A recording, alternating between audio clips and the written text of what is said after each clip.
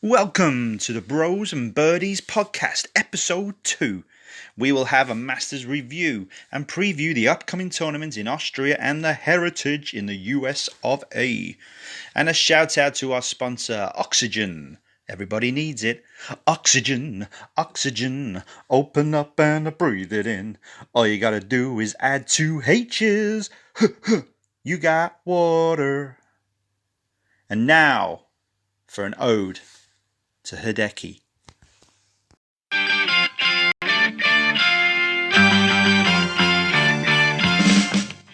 It started off with a fancy dinner. Who would be the Masters winner? 72 holes, the ultimate test. Only one could be the best. Moments of joy and a sandy disaster. That horrible call on AB answer. A hole-in-one from Fleetwood and Connors. The Augusta magic was truly upon us. Early days, the rose in bloom. Others head for a darkened room. The course fought back and it showed its teeth. A man reborn, it's Jordan Spieth. The weekend came, the cut was made, amazing shots were being played. Only one man could be the master, as long as he could avoid disaster. Just 3 amateurs, Long, Osborne, Strafecki, watched in awe as the man Hideki walked on 18 with plenty in hand. The patrons stood and they clapped their hands.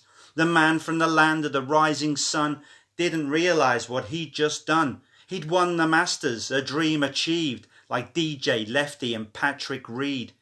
Asian boys and Asian girls will all now want to be like him. Some still like Benny Ahn, some even like Sunjay Im. Thanks Hideki, you're a winner. What will you have for your champion's dinner?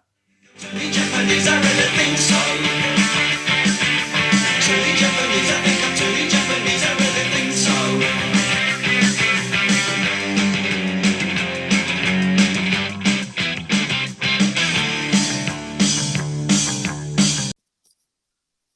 So, an ode to Hideki. What a victory for the man. Hello, brother. How are we this week? Not too bad, mate. How are you? Looking forward to the review of the Masters. Yeah, God, we've got plenty to talk about. It was, do you know what?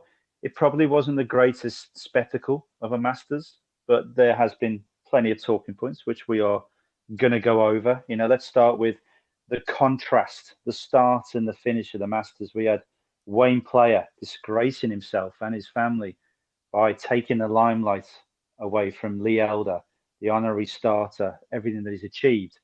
And then we finished with the magic moments of Hideki's caddy, Shota, bowing down to the course at the 18th, saying thanks.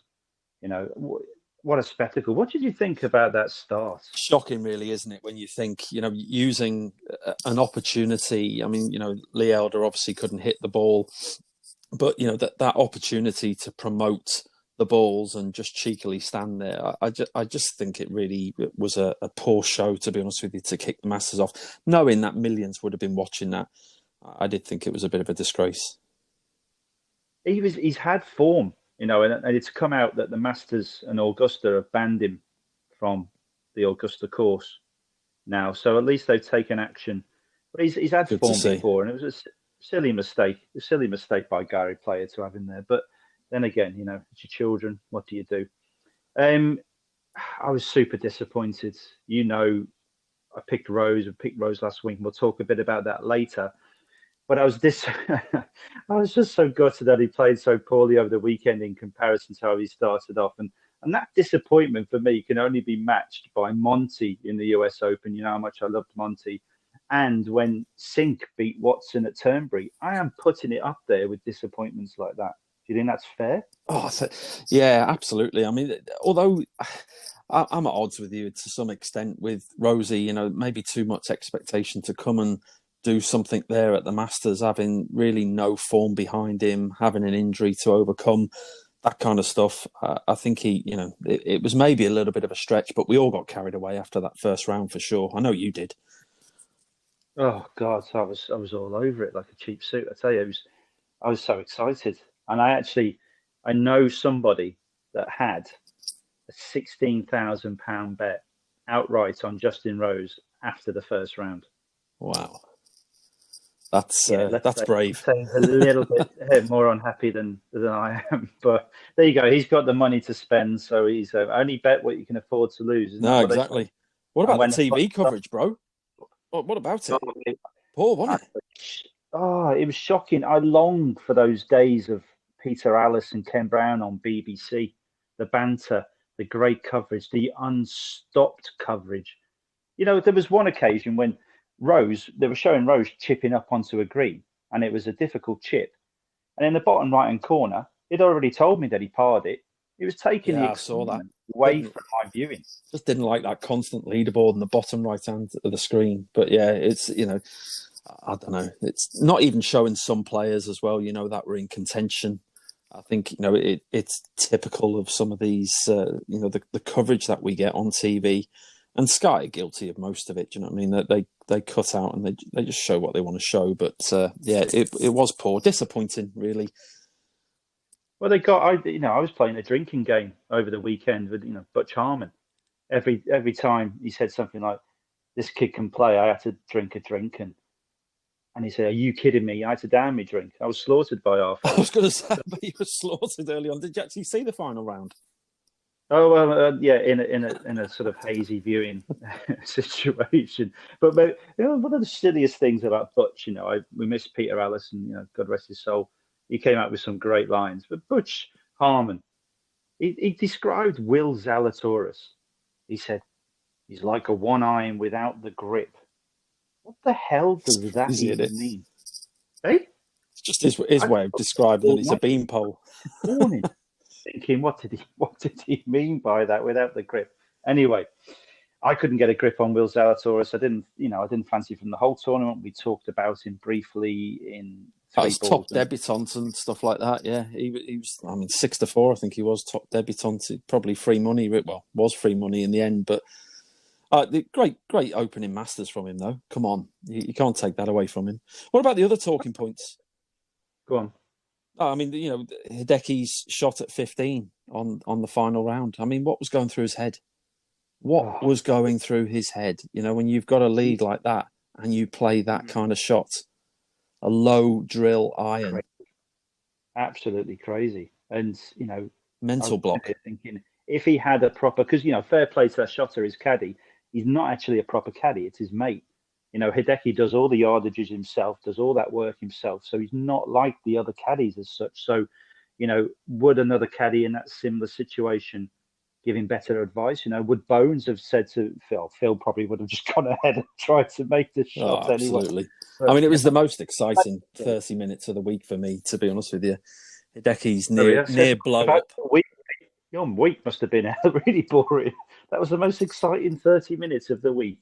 Well, it was. Hideki's shot at 15, followed by Xander's absolute blow up.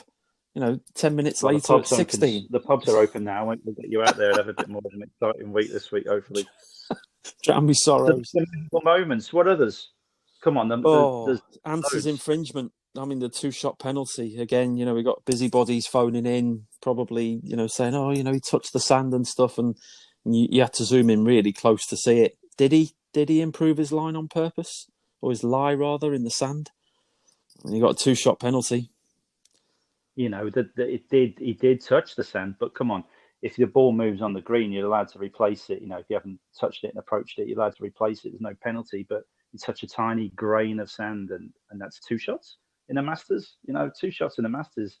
It probably put him right off, didn't it? Because he was playing well up until that point, and he's obviously then just kind of drifted away. You got that on your mind. You're probably going to be absolutely seething. Yeah, the other thing. Great, because he's going to win this week, but we're going to talk about that. We're going to talk about that, are we? Some memorable moments for me, mate. I'll just run through a few of them. Obviously, the birdies from, the aces from Connors and Fleetwood, the DJ chip at 11, the Cam Smith eagle at 12, the Finau birdie at 14 when the ball seemed to put it into reverse and just came back into that hole. But one of the best shots of the whole week for me, and I do like him. I picked him. Rose on 11. Did you see him when he ended up in the bunker on the right? Not much green to work with. He was on a slight downhill lie in the bunker, as you know, is very difficult to play out of. Oh yeah. On the approaching those greens, and he had the water staring him in the face. And what a shot. He just clipped that. It just Had to grazed. get everything right about it, didn't he? Yeah, I mean, that, It was perfect. It was the perfect shot. And I thought, come on, mate, let's go on. Let's move on. And what happened? I thought I was out of it. I needed in top 8. I had him 80-1. It was a 16-1 winner if he could hold that putt at the last hole.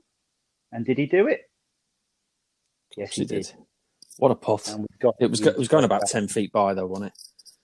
I was worried for you at that stage. Worried about that, do you? Oh, I was worried for myself. I nearly turned the television off. And that the toddler tantrum by Horschel, I haven't seen that from him before. I didn't realise he had it in him. We had a bit of red mist going on, didn't we? Horschel. We had Siwoo Kim breaking his putter. Oh, yeah. Kim said Siwoo later to his putter. Yeah, absolutely. Unbelievable, that. Any other club he could have chosen. He could have chosen anything, but he chose the putter. He needed it for the rest of the round. But fair play, he actually putted better with the 3-wood, so perhaps he'll keep that this week. That's another big talking point for me, and maybe here's my grumpiness coming out, but obviously fans allowed back in to watch the tournament. Brilliant. Absolutely superb. What was it, 10,000 a day or something I think they were allowing? But what's this whole business with this mask wearing? You're either wearing your mask or you're not, right? And most of them, when you watched it on the TV, they had their mask around their chin, or it was, it wasn't even over their nose or whatever, and there's nobody there governing it. It's just crazy. You may as well just let 20,000 people in then. It really annoyed me, to be honest with you. It's just facilitating the requirements of the tour, and in correlation with the government and the states, if you like, in America. But anyway, let's not get into that. Boring. I agree. Oh, I know. Boring alerts. Weather delay on Saturday. For me, it changed the tournament. I mean, Hideki came back out, absolutely ripped up those last 5 or 6 holes. I think it changed the whole complex of that tournament. Otherwise, I think it would have been a lot closer. The wind was up, the greens were quick, and we came back after that 90-minute, 2-hour delay or whatever, and it was a different course. And one player came out and took advantage of it, and that was Hideki. It's probably what won in the tournament, really, apart from Xander's blow up on 16. I see that Ben Coley, the tipster and Sporting Life and online, was seething. I think he'd put up Hideki for the last 3 Masters and omitted him from this week's Masters. Unlucky Ben, if you're listening. But you saw his talent, you saw his ability, and you just dismissed him. But never mind. Hey, best debut performance by a jock from old Bobby Mack. Bobby Mack, that was brilliant. I think we gave him a bit of hard time in last week's opening podcast. I think you said he liked deep fried Mars bars, but it's what a player. Made up for him. Between Mrs. Doubtfire and Colin Montgomery. No. Comes from a humble background in Scotland, and is flying the flag for them now, taking over from Monty, and top player, and wish him well for the future. And he's playing well. He's playing this week as well. Who knows? He's at the Heritage this week, and what do they get if they win this week? A tartan jacket. Oh, is it written in the stars? Oh, maybe, sure. Maybe. But hey, Zalatoris, first rookie since 1982 to finish second alone. Again, we've talked about him briefly. Amazing performance. His swing, right? You look at I just don't understand how he makes so many putts. If you've seen that putt, there's more swing on that putter than a pendulum on a clock. It's just ridiculous, side to side. But he's definitely different, isn't he? He looks like a young Bernard Langer to me. Oh, he does. What was on Twitter this week? They said he looked like the caddy from Caddyshack. Adam Sandler tweeted something, and I think he's actually got the name of the caddy in that film on one of his wedges because of the fact that he's been told it looks like him. So yeah, a little, I'm full of interesting facts, mate. I obviously watch too much social media. He's an up and coming star, though. One to watch for sure. Who, Adam Sandler? Yeah. Yeah, we'll see. Anyway. So are we going to build up with what we've got this week, Graham? We've got the Austrian. Well, we have, but before we get on to that, let's just go back to Augusta. And I just want obviously I'm big Stato. Just want to go back into that and just some of these ranked holes really interesting this week, and maybe for some might not be surprising, but the 4 easiest holes on the course last week. What do you reckon they were? Tell me. All of the par 5s. All of the par 5s. So we had You're not even going to let me guess. You asked me a Well, question. no, you were taking too long. You were breathing like a horse. But I was going to the say, top rank, the 18th ranked was the second, the par five, I say 4.54, that.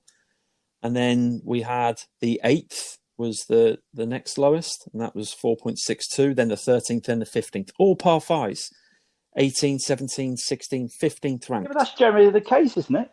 That's where you make your moves. I guess so, but that did surprise me. I thought there might have been something in there. But yeah, these guys are really good and they score on the par fives. But the four hardest, go on, have a guess at that then. What was the hardest hole of the week at Augusta? Do you know what? 11's always classed as the hardest hole, but I don't think it was 11. It I was don't think it second, was 11. second hardest hole this week, 11th at 4.39. And do you know one hole that can either be really easy or not easy, but really difficult? All depends where they put the pin. Is 3. I'm not sure it's 3 either. Nope, wasn't up On the there. fact that there's a pause. Was It's not even there. definitely Okay, wasn't up there. All right, I'll tell you what. Count me misery and tell me. the first ranked hole was the par 4 fifth at 4.43, only 7 birdies throughout the whole week. That surprises me. That I know they've got those 2 massive big bunkers on the left hand side of the fairway, but it looks a fairly innocuous hole. But I think the green's so undulating, well, like many of them. But yeah, it was the 5th, the 11th, the 4th, the par 3 4th, and then the 7th, which again surprised me. That was the 4th hardest hole this week, the 7th. Being able to land it on that top and bring it back down, but narrow fairways and stuff. So yeah, a little bit of stats around Augusta holes. Oh, mate, that's really that surprised me. That I wasn't expecting that, and then all of a sudden you've come with the stats, and you've taught me something that I didn't know. The new stato. Right. Have you got any more stats? Yeah, just one more on the 16th hole. Obviously, we saw one hole in one from Tommy, 55 birdies. Now, if you like a bit of a sporting index punt on the spread, which frustratingly enough, you can't get it while the actual tournament's in play, but you can get it beforehand. And you would have scored 210 points on the spread this week, which would have actually been a marginal loss. But, another hole in one puts you into a big profit and stuff. I'm surprised this week with that. Yeah, I thought there was going to be more than one at 16. Yeah, I mean, there isn't normally, but yeah, 55 birdies was low for me, really, throughout the whole week at 16. But I didn't even think 50. How many eagles were at 15? Because I put it up there. I thought there was going to be around 6. about 20. Didn't I? 6 eagles all week. Jesus. That was really low. I thought it would be more than that. But anyway, there's just a few stats for you to finish on our Augusta preview, and let's hope it doesn't go back to November. Obviously we've got to wait another year, but bring on the Masters in April next year. Love it. And I just said then, there's a little curse. It wasn't a big one. It was Jesus Christ. But that just reminds me to say hello to all our Muslim friends out there listening, and Ramadan Mubarak to all of you, and enjoy the fasting. Well said. Right. Thank you very much. Let's move on.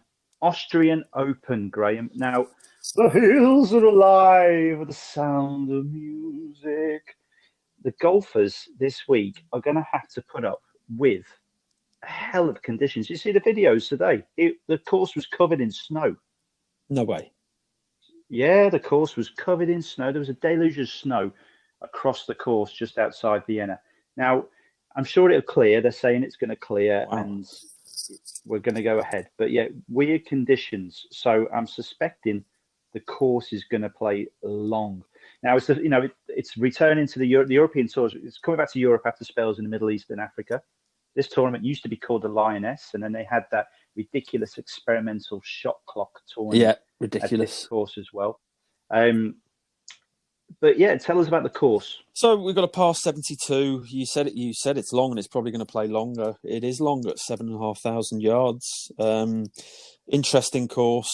Water, I think, on about 9 holes at this course. So maybe a bit of a premium on driving stats, etc.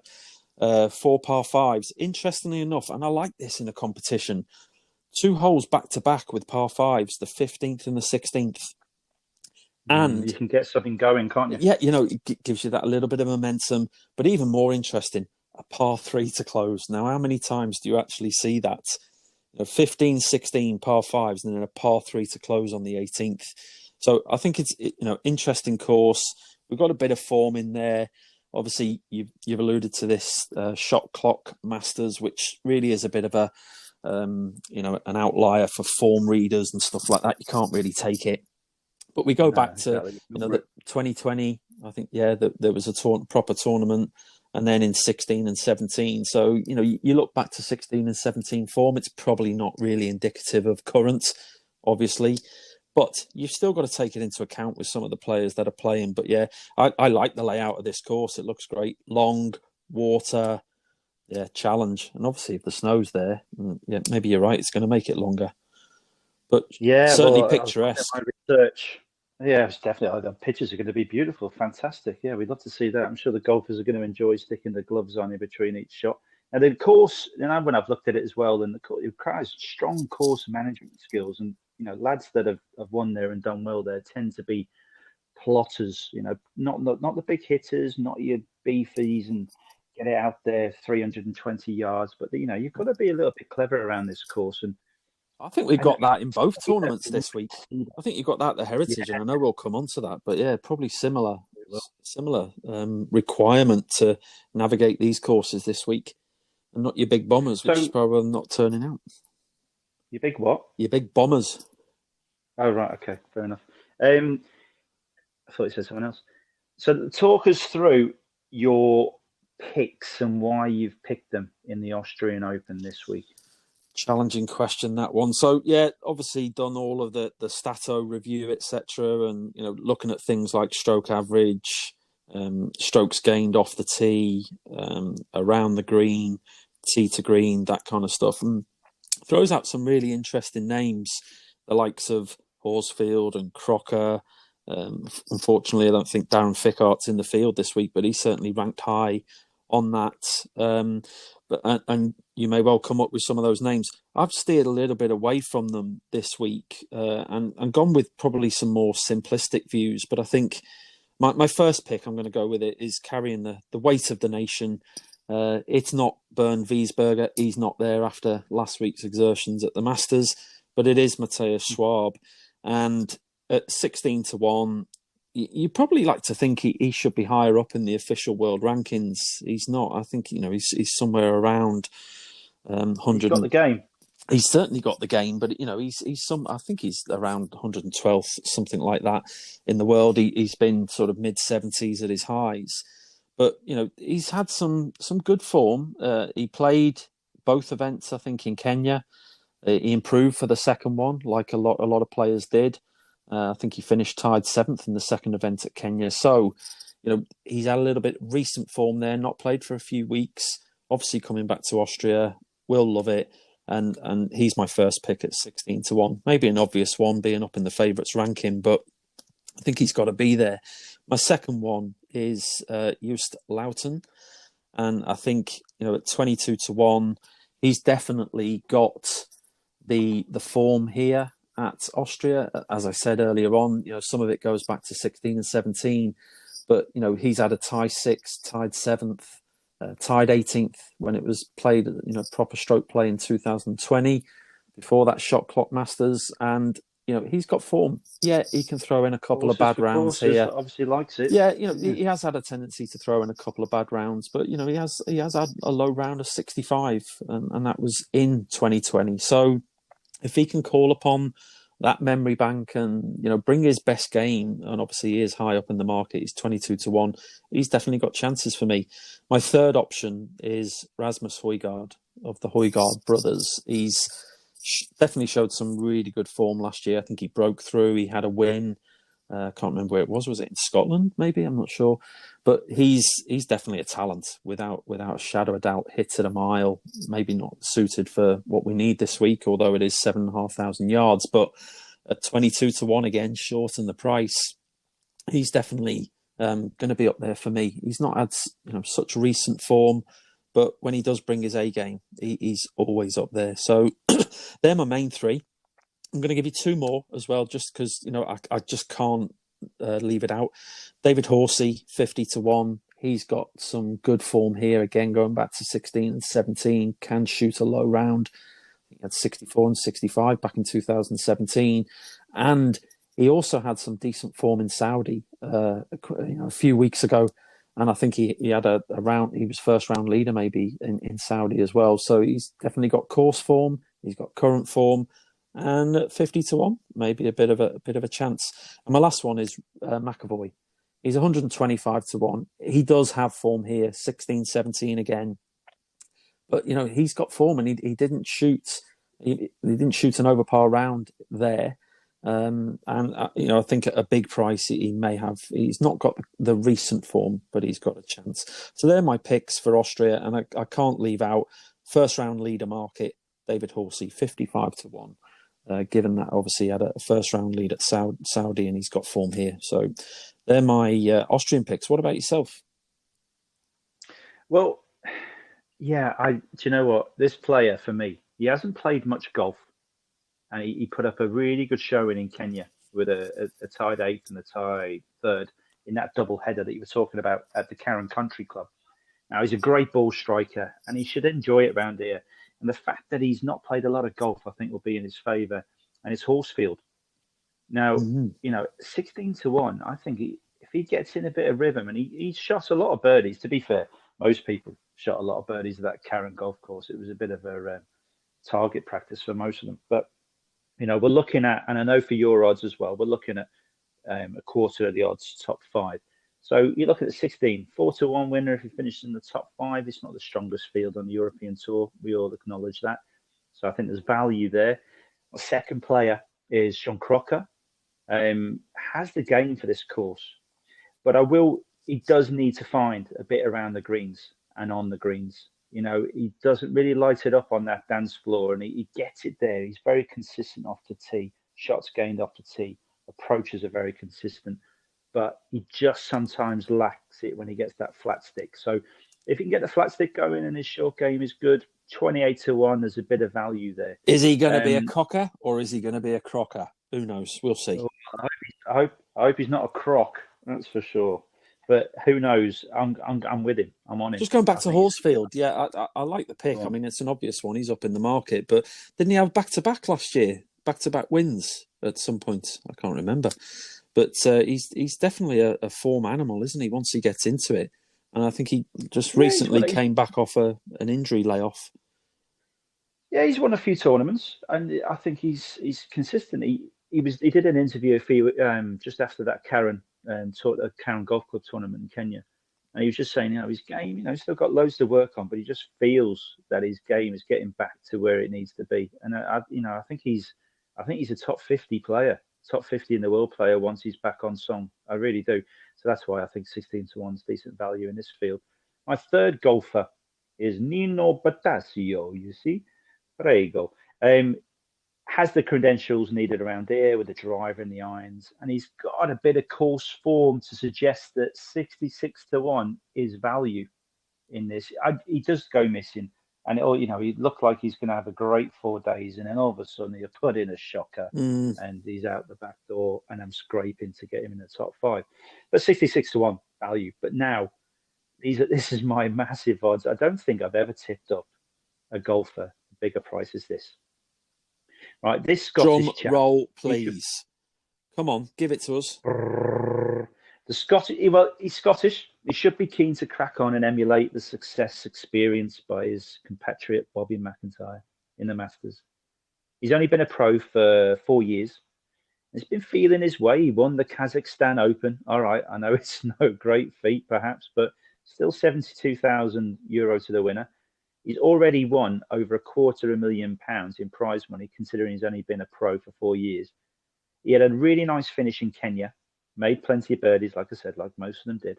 Strikes the ball well. He's high up there on the greens in regulations and tee to green. And if he can find a good run this week, he's 300-1. Jeebus. And his name is Liam Johnson. Liam Johnson. Liam Johnson. Take note, 300-1, right? 300-1. Do you know what? It's a 300-1. Come on. But this is not a very, very strong field. And he's got a chance. If we get him in, a quarter of the odds, top 5, happy days. But you know what? I'm going to stick with him in the top Scot market, right? Who's he got to beat? Drysdale, Jameson, Forrest. I think they're the three he's got to beat, and he's 14-1, and you can get a quarter of the odds, top Yeah, three. sounds like a So decent little punt there, mate. Good one. yeah, I think it's a good punt. I think Drysdale's quite consistent, but he has to be on it. Still hasn't won a tournament, I don't think. So there we go. The top American market, I think I'll stick with my pick, Crocker, 5-2. He hasn't got to beat much, I don't think. There's not much out there, but I think he's a little bit of value at 5-2. So there you go. So there's the Austrian Open at Atzenbruck, the Diamond Country Club just outside Vienna. It is snowing, like I said before. We hope the tournament will go ahead. It looks like there's going to be a bit of rain, sleet, hail, everything. So it's going to be there might be a bit of a grinding 4 days for these lads. And who knows, my Liam Johnson from up in the Scottish Highlands, 300-1. He's used to a bit of cold weather. We're going to crack on with him. So without further ado, there is another tournament. It's over in the US of A, and it is in South Carolina. It's the Heritage.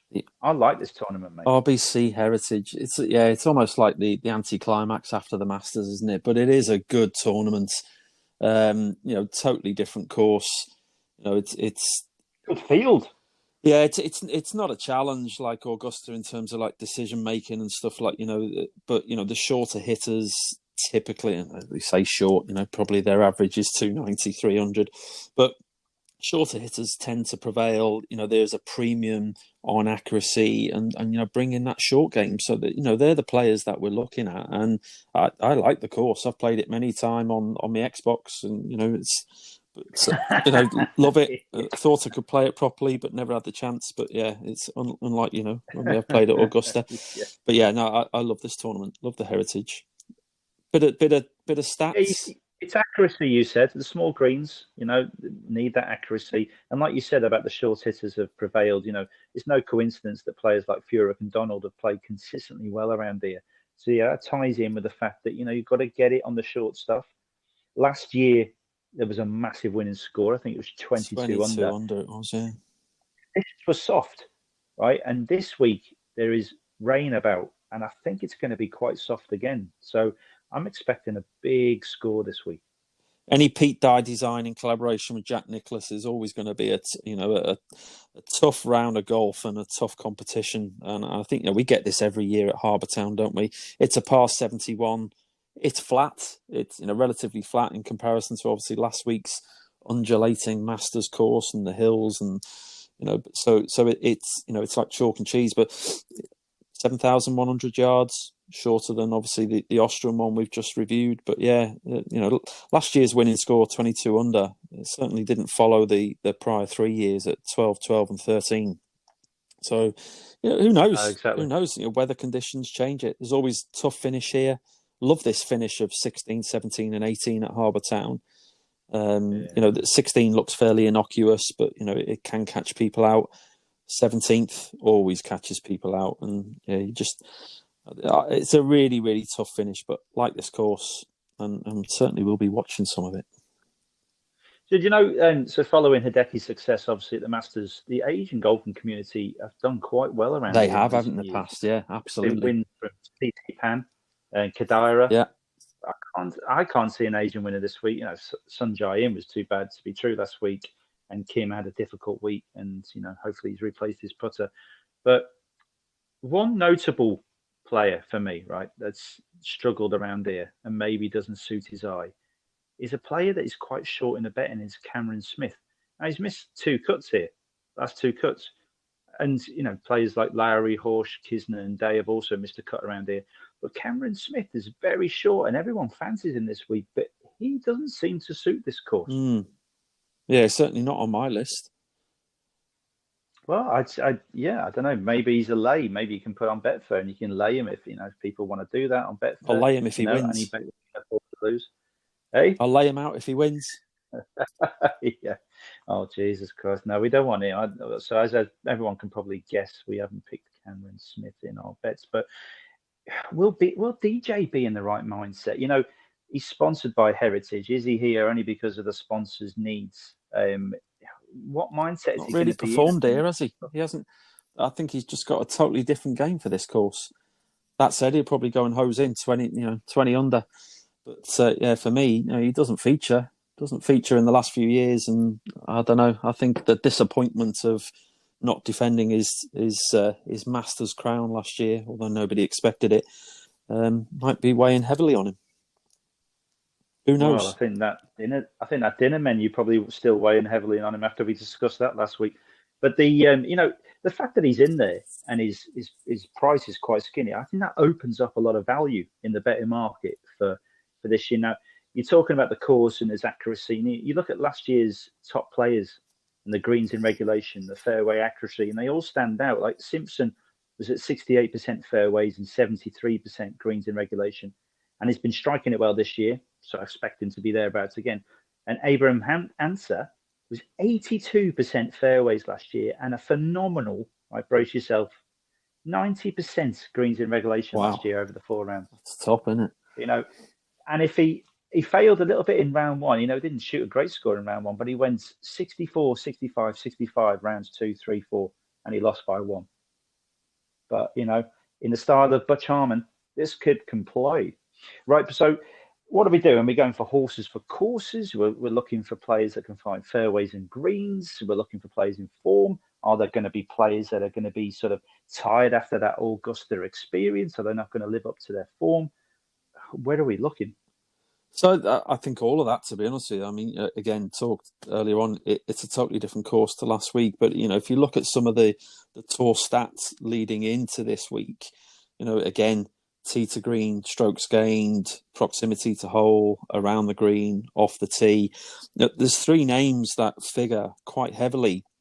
Names that you haven't referred to yet, but like Sergio Garcia, Corey Connors, who I was big on last week, and we didn't mention it, but we did get the top 8 on Corey Connors, albeit a little bit diluted because it was a tied 8, but he was up there. And I was getting a little bit nervous thinking we were going to win some money. But Corey Connors is up there. And Zalatoris, again, after last week's performance, you can't knock him. And he comes here this week in a rich vein of form, relaxed, should be. But he features heavily on all of the 2021 stats. And, you can't ignore him. Although, he's not ultimately in my final picks. But they're 3 names. So, again, you look at them, Garcia, he can plot his way around a course. Obviously, putting with his eyes closed maybe isn't working at the moment, but maybe he's got to change it. But Corey Connors, he's in top form. I talked him up big time last week. I can't veer away from him. I've got to keep him in there as certainly. The only thing that puts me off, he's a little bit short in the market. I like a bet, and he at 35 to 1, he's probably a little bit short. So maybe a watching brief first round, see what happens. But he's certainly hitting the ball and playing well. Obviously, blew up with a little bit of nerves on Sunday at Augusta. So yeah, there's a few pointers around the stats, but I'm going to go in. I'm going to take first dibs, Craig, on obviously the picks for this week and kind of rationale behind that. But here's my first one. Right, go on. He didn't play. Give it to me. Didn't play last week, and I think if he did play last week or he had a played, I think he may have certainly been up there for like top 8 each way markets. He'd come into a little bit of form previously. Is Charlie Hoffman? He's a frustrating character, but he's definitely got the game. I think to win around here. His form in recent weeks has been getting a lot better. As I say, I think he may have featured last week, but at 60 to 1. I think he's definitely got a chance of each way, and hopefully maybe a bit of win chance. But for me, yeah, Hoffman, I like his chances. I think again, he hasn't got tremendous form here at the Heritage. In 2018, he had a tie 23rd, low round of 66, so shows he can throw one in. But for me, it's his form coming in over the last few weeks that probably tips the scales on that one. So Charlie Hoffman, first pick. You're not going to like this because you've just downed him. But Sung Jae Im, again, following CT Pan, Kadira, Matsuyama's win last week and stuff. Sung Jae Im has got the game. His form this year has been, again, off the back of a strong year last year, it's been fairly tight. An awful lot of top 25, top 30 finishes, 8 this season. Farmers, Arnold Palmer, Workday, Players, Honda, all big tournaments. He is definitely in with a chance this week. And at 40-1, he's a little bit bigger than I thought he would be. So, I am actually going to go with Sung Jae Im, and I like his chances this week. God, and he was swinging it over the week. He was swinging it like his clubs were made of lead. Yeah, last week, I don't know. I think you just got to throw that away. But for me, he's definitely there. I know you're not going to be on him. I am. I like him. He's in there. My next one. Now, here we go. Shout out to a friend of mine, Simon Smith, who's, I've played a bit of golf with Simon. Yeah, really lovely bloke. But he knows Cam Davis personally. And actually, Simon was the one that told me about him a few years ago, said, watch out for this lad. And I've been watching. And you know what? He's coming to the fore. This lad has got the game. He had a very good start to this season. Dropped off a bit in a few tournaments and stuff. But at 110-1, this Australian, for me, is probably going to be somebody who's going to be heavily featuring on leaderboards in years to come. And I'd Jason Donovan. like to see. No, Cameron Davis. I'd love to see him, prevail and stuff. And I think he's definitely got the game. He can hit it long, and that might not be an attribute for this course in totality. But certainly, he's up there. So Hoffman, Im, and Cam Davis, pre-tournament bets.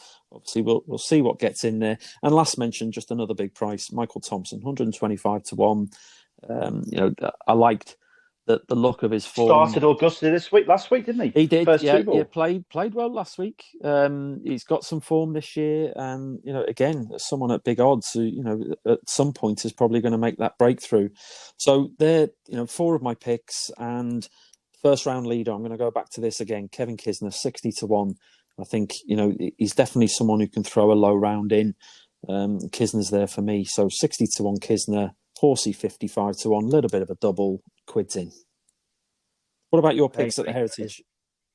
That is a good double. Well, do you know what? Where's this fella? Like I said before, he sort of hit loads of fairways and greens evaluation last year, and it was Abraham Answer, right? Where's Abraham Answer from? He's dual citizen, isn't he? Mexico and the USA. It's funny you say Mexico, right, Craig? Because I remember I went to Mexico once, right? I went to a gynecology convention. And as you know, I gave up gynecology quite a few years ago, but I like to keep my hand in. And I was down in Mexico, shocking. and there was this guy who started telling me this story about it. He goes, "You're right." He goes, "This detective," and he says, "Yeah, I'm investigating the death of Juan Rodriguez." And he goes, "Oh, really? Yeah. How did he die? He got shot. Did he? What did he get shot by?" He goes, "A golf gun." He goes, "A golf gun? What's a golf gun?" He says, "I don't know, but it made a big hole in Juan." Anyway, I digress. So yeah, Abraham Answer. I think he's big price, 33-1.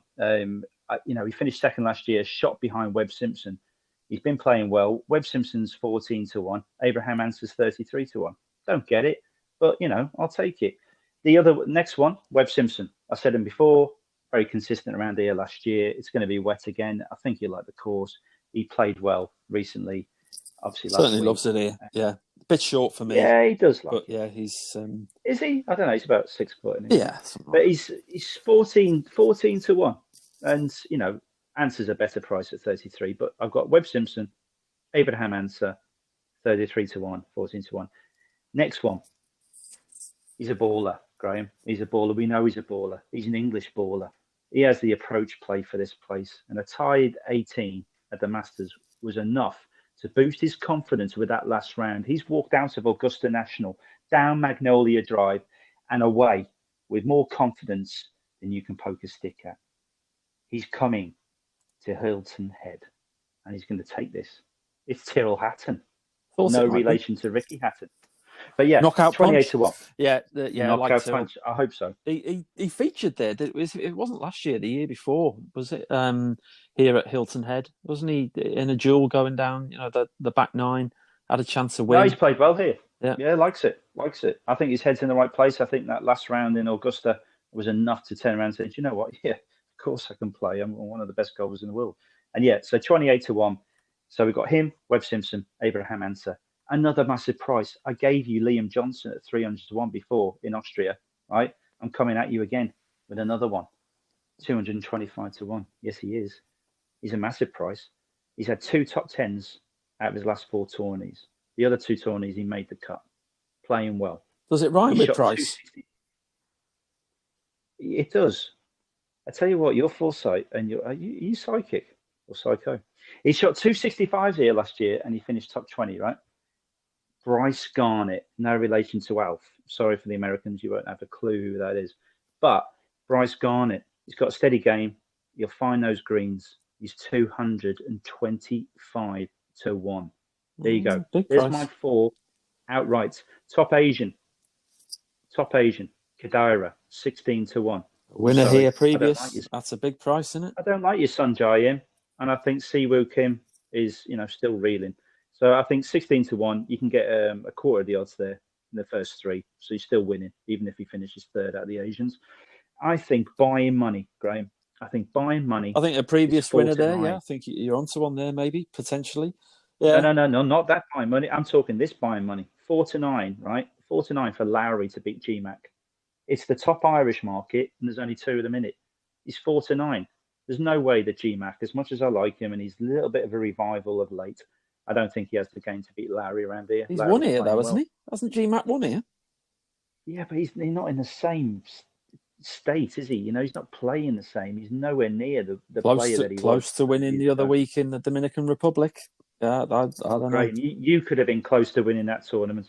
Listen, AB Ancer, he screwed me over. Rest of the world, 6-1. AB Ancer, top rest of the world. I think that's value as well. So I think, do you know what? We've done the Austrian, we've done the Heritage, we've reviewed the Masters. I've told you a terrible joke. Can I just throw one more We've in? had the ode to Hideki. Oh, hello. Go on, sorry. Top 20, Cam Davis. No. 16-5. 16-5. At the Heritage. Top 20, Cam Davis. Yeah. Okay. Wow. That's my last one. Another one. Sorry, I stopped your flow. No, yeah, I didn't. I've never had flow. I've never had flow in 44 years. I still haven't got it. Hey, listen, we've done that. Everyone's listened to our picks, the reasons behind them. And we did really well last week. Obviously, we had Justin Rose 16-1 winner because we did him each way at 80-1. You had Connors. You did him each way. You did Connors to be top Canadian. You did Leishman to be top Australian. Yep. You even put on social media, which is why listeners of this podcast should follow us on Twitter and follow us on Instagram, because my brother put up first round leader, right? And how close were you? I was close. They were giving me a significant cash out, and like a greedy man, I didn't take it. But Leishman was, top notch, top notch. He was leading. Well, he was joint lead, and then he had those 4 bogeys on the bounce. And then what did he do? He comes back the next day, day 2, and shoots a 5 under. Unbelievable, So I mean, Leishman was up there all the way, but should have taken the cash out when I had the chance. Would have at least got something. Do you know back. What? We had a good first tournament on the podcast. Yeah, we did. We've just reviewed these. I just want to do a quick shout out. Really great friend of mine in the States, one of our listeners, Michael Beattie, top poker player, plays golf, loves his whiskey, loves Liverpool Football Club, like me. He is a top man. Love that man to bits. Big shout out to Michael Beattie. You can follow him on social media, Gator Mab, GATORMAB. He's a great accountant. If anyone in Florida needs a good accountant, then he's your man. Any shout outs for you, bro? Just one for me. A good, I class as a good friend. Used to work with this guy called Ian McFadgen. He lives up in St Andrews now. Invited me up to St Andrews over the weekend to play a round of golf. Hopefully, I can do that at some point, Ian, if you're listening. Whoa. Rewind. Invited who? Well, yeah, maybe the pair of us. Okay, so if you are listening, if you're listening, Ian, it might be the pair of us. But yeah, that would be a lovely chance to get up there and see Ian. Lovely bloke, and certainly is going to be a listener of ours. A great bloke. Love him. Yeah, if he's up near St Andrews, that's a dream of mine, mate, to play St Andrews. Let's make it happen. Just walk on the bridge. Right, but anyone listening out there, right? We want to discuss. We can have sponsorships. Obviously, we are sponsored by Oxygen. Everyone needs it, and we're looking for sponsors. We are looking for golf courses to review. Now we're opening up out of the COVID sort of restrictions, so they say. But we can review a course for you. So if you're listening out there and you own a course or you're manager of a course and you want Bros and Birdies to come and review that course and we stick it on our podcast and promote you, get in touch. We'll do it. We'll play around the golf. We'll come down, have a giggle. We'll even do a podcast from the clubhouse and get your patrons involved as well. Any final remarks, brother? No, other than enjoy your tournaments this week. Follow us. Come back next week. Hopefully, we'll have a few winners in the bag. There you go, guys. That's been Bros and Birdies, episode 2. Hope you enjoyed it. Let's play you out with a song. See you guys.